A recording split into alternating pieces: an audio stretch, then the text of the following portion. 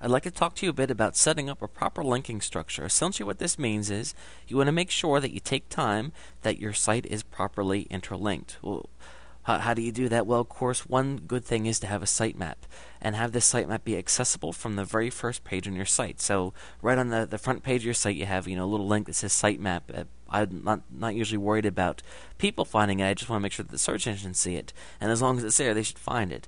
And this would be a page where you have the opportunity to have a link to every other page on your site. We want to make sure that when the search engines come looking at our site, they can find every single page that we have because, of course, they're all very important. I also want to make sure that pages that I deem even more important are highlighted more on my site. So if I have a couple pages that are the most important, maybe I'll have them in a column on the right-hand side. Another thing you can do is you can there are tools, there are scripts that you can have that will rotate links that are on, maybe in a column where it would be like recent pages on the site or today's page of the day. Essentially, what we want to do is we want to be, let's say you have 100 pages on your website. A visitor comes through and the search engines come through. They're not necessarily going to hit every single page. So you want to continue to give them opportunities to find them.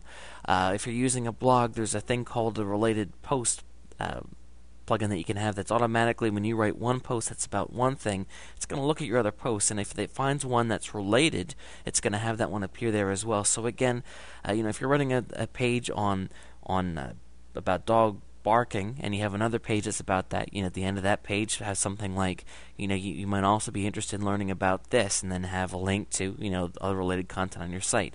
Again, the more you can do to link your site together, the more evenly everything's going to be distributed as you go about promoting your page. Your sites, of course, a lot of people promote and get links to the home page of their site. And the problem is that if you have pages that aren't linked to properly, then of course the link juice that you get put into your main page isn't going to be properly pushed through your site. So again, the more linking you can have in a way that makes sense, the better off you're going to be.